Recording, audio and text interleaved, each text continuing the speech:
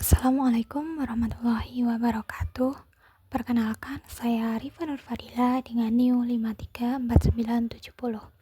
Di sini saya akan menjelaskan sedikit materi yang telah diberikan oleh Bu Desi mengenai sistem digesti dan juga ekskresi pada moluska sebagai tugas mata kuliah fisiologi hewan air yang diampu oleh Ibu Desi.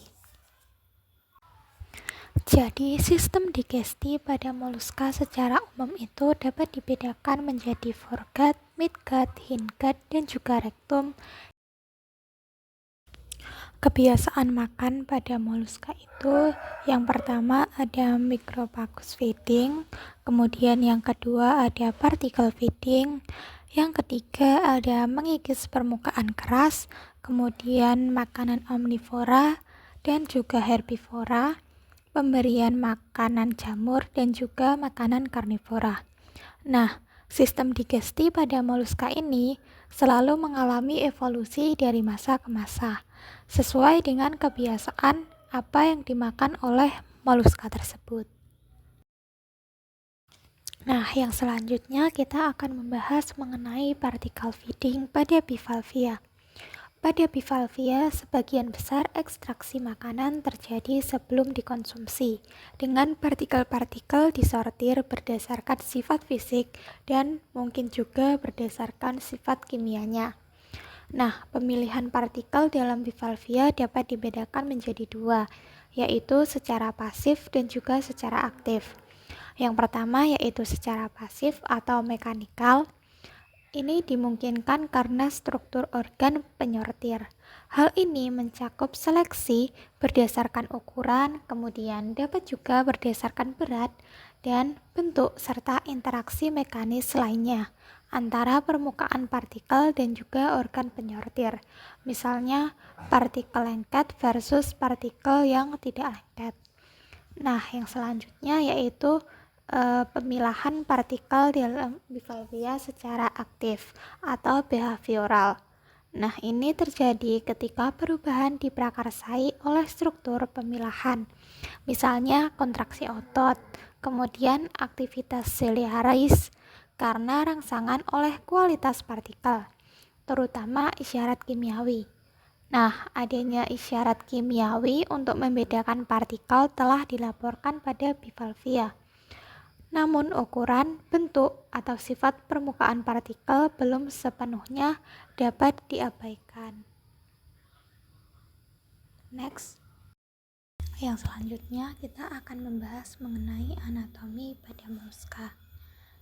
Nah, yang pertama ada heart atau jantung yang berfungsi untuk memompa darah ke seluruh tubuh. Kemudian ada umbo. Umbo merupakan bagian paling tua dari cangkang bivalvia, terletak di bagian dorsal atau atas. Umbo ini sebagai titik pusat pertumbuhan cangkang. Kemudian yang selanjutnya ada digestive diverticula. Nah, ini merupakan kelenjar pencernaan yang membantu dalam proses pencernaan dan juga penyerapan makanan. Kemudian yang selanjutnya ada labial pulp yang berfungsi seperti lipatan yang membantu mengarahkan partikel makanan dari insang ke mulut. Selanjutnya ada anterior adductor muscle. Ini merupakan otot yang digunakan untuk menutup cangkang bagian depan. Kemudian ada cut edge of mantle. Ini merupakan tepi mantel yang dipotong, memperlihatkan bagian dalam tubuh moluska. Nah, kemudian ada visceral mass, bagian yang mengandung organ-organ vital seperti sistem pencernaan, kemudian ekskresi, dan juga reproduksi. Nah, yang selanjutnya ada foot atau kaki. Ini merupakan struktur yang digunakan oleh moluska untuk menggali ataupun bergerak di substrat lumpur ataupun pasir. Kemudian ada right inner demibranch dan right outer demibranch, merupakan bagian dari insang atau gill yang berfungsi dalam respirasi dan juga penyaringan makanan. Ada pedal gape sebagai celah tempat kaki keluar saat moluska menggali atau bergerak. Kemudian ada juga cut edge of mantle sebelah kiri, itu merupakan potongan mantel di sisi kiri, juga diperlihatkan untuk menampilkan bagian internal.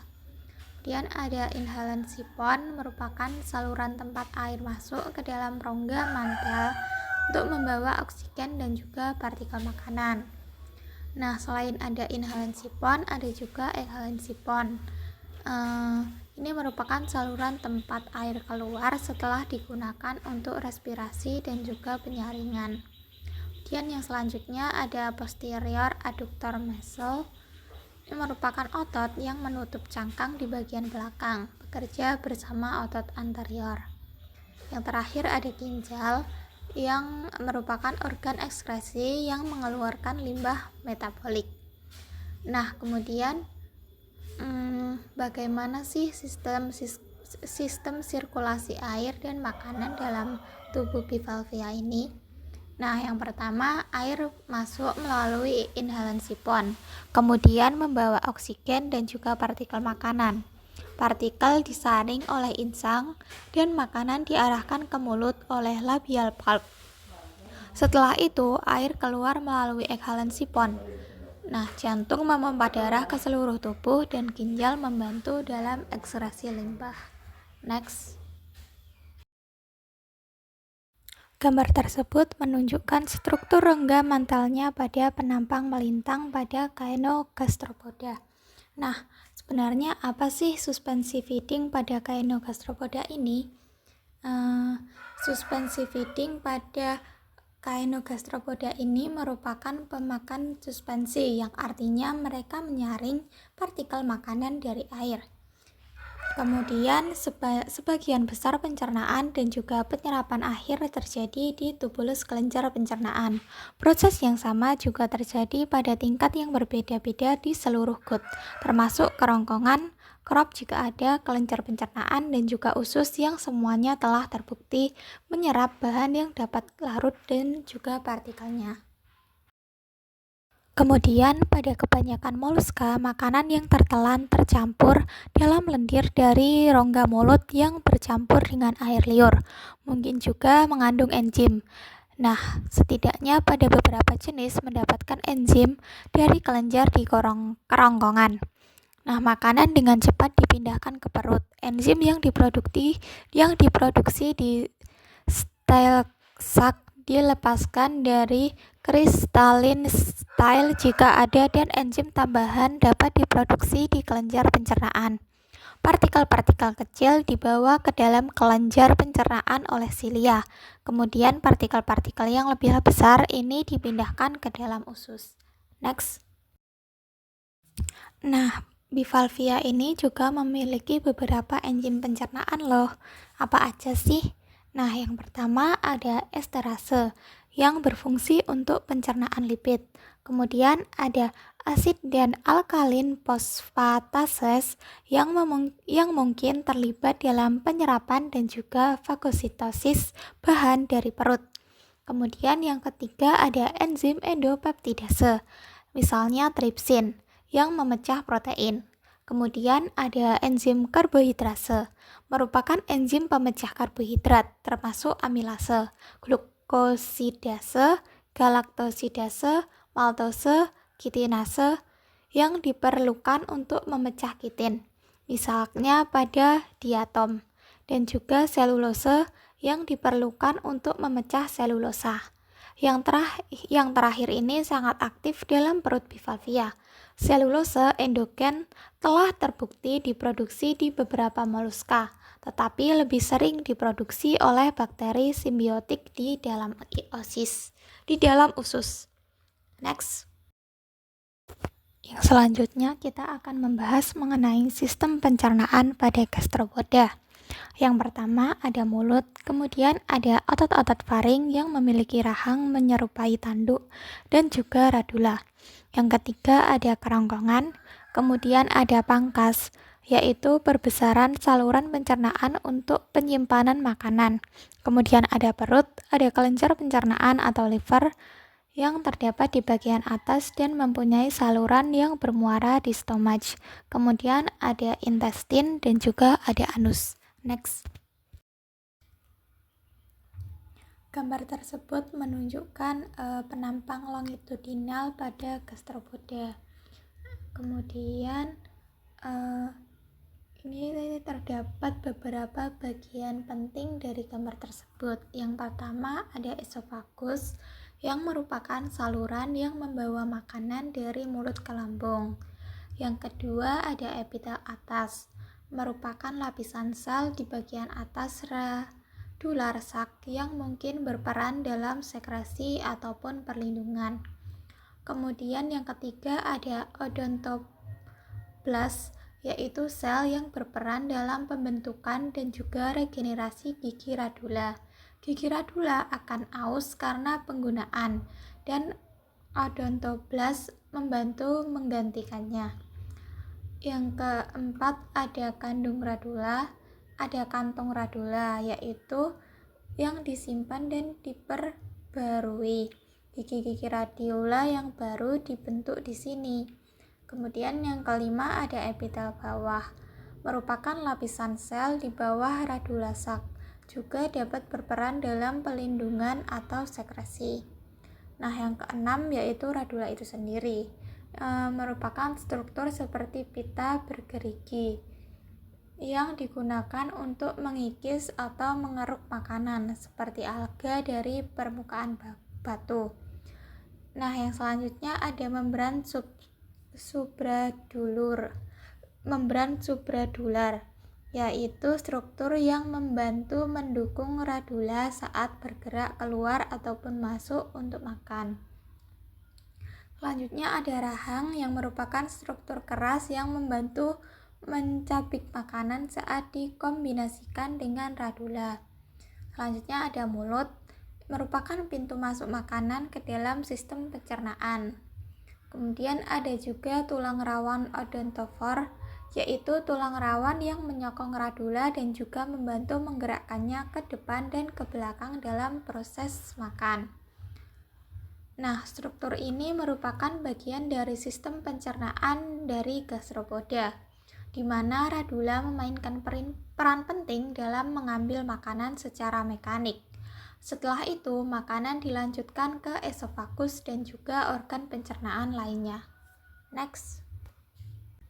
Pencernaan gastropoda biasanya sebagian bersifat ekstraseluler dan sebagiannya lagi bersifat intraseluler. Pencernaan ekstraseluler terjadi terutama di perut dan juga sebagian usus, sedangkan pencernaan intraseluler terjadi di kelenjar pencernaan dan kadang-kadang juga oleh amoebactes di perut. Pada gastropoda, sumber utama enzim lambung ekstraseluler merupakan kelenjar pencernaan dan juga kondisi asam di dalam lambung memberikan lingkungan yang optimal untuk sebagian besar aktivitas enzimatik, meskipun kondisi ini tidak diperlukan untuk semua enzim pencernaan. Pada sebagian besar taksa, makanan bercampur dengan air liur saat memasuki alur makanan dorsal di rongga bukal dan beberapa pencernaan ekstraseluler dapat terjadi saat makanan tersebut bergerak melalui kerongkongan. Pada haliotis menunjukkan bahwa skrob dan usus serta kelenjar pencernaan merupakan area penyerapan yang penting dan pencernaan sebagian besar bersifat ekstraseluler. Pada gastropoda dengan ukuran tubuh yang besar seperti abalon, kerongkongan dapat menjadi daerah penyerapan yang penting, sementara pencernaan dan penyerapan terus terjadi saat makanan melewati usus. Next. Nah, yang selanjutnya kita akan membahas mengenai carnival feeding. Banyak moluska yang memakan hewan, baik dengan cara mengikis atau menggigit jaringannya, menelannya secara utuh atau dengan cara menghisap cairan tubuh.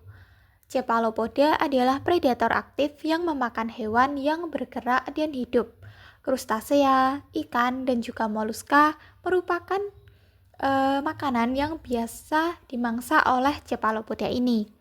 Kemudian beberapa moluska memakan hewan yang jauh lebih kecil dari ukuran tubuhnya. Scapopoda sebagian besar merupakan mikrokarnivora, yang secara selektif memakan hewan kecil seperti Ostracoda atau juvenil molluska, dan protista seperti Foraminifera yang menggunakan captacula yang panjang dan juga tipis untuk menangkap mangsanya yang kecil secara selektif. Next. Yang selanjutnya yaitu beberapa gastropoda seperti scavenging, yaitu memakan jaringan hewan yang baru saja mati. Sebagian besar scavenger makan secara oportunis karena bangkai merupakan sumber makanan yang tidak dapat diprediksi dan juga mungkin jarang ditemukan. Scavenger mampu mendeteksi pakan dari kejauhan, memiliki sifon inhalasi yang panjang, sering bergerak, dan ospadium chemosensorik yang berkembang sangat baik. Beberapa anggota moluska menggunakan racun untuk membius atau membunuh mangsanya. Racun tersebut disekresikan oleh kelenjar ludah atau salivari, misalnya Octopoda, buccinid, kemudian dan juga yang lainnya. Kelenjar ludah aksesori misalnya muricid. Kelenjar racun seperti poison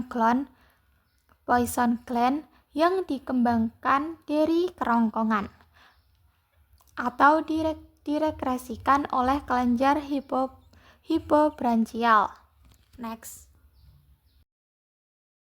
Yang selanjutnya kita akan membahas mengenai sistem pencernaan pada cephalopoda yang meliputi mulut, kemudian paring, esofagus, stomach, crop, caecum, intestine, rektum, dan juga anus. Next. Selanjutnya kita akan membahas mengenai pelepasan enzim dari sel sekretori pada moluska dan juga hewan lainnya.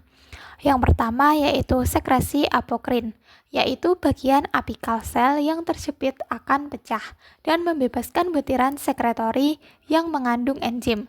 Yang kedua yaitu sekresi holokrin, yaitu seluruh sel sekretori akan hancur untuk melepaskan isinya atau enzim tersebut. Yang terakhir yaitu sekresi merokrin, yaitu enzim akan dilepaskan dalam vesikula kecil dengan cara eksositosis melalui membran sel. Next. Yang selanjutnya kita akan membahas mengenai enzim pencernaan yang ada pada cephalopoda. Yang pertama ada esterase, yaitu pencernaan lipid. Kemudian ada asid dan alkalin fosfatases yang memungkinkan terlibat dalam penyerapan dan juga fagositosis bahan dari perut. Yang ketiga ada endopeptidase, misalnya tripsin yang memecah protein. Kemudian ada juga enzim karbohidrase yang merupakan enzim pemecah karbohidrat termasuk amilase, glukosidase, galaktosidase, maltose, kitinase. Kitinase ini diperlukan untuk memecah kitin, misalnya pada diatom, dan juga enzim selulose yang diperlukan untuk memecah selulosa. Nah, enzim selulosa ini sangat aktif dalam perut bivalvia.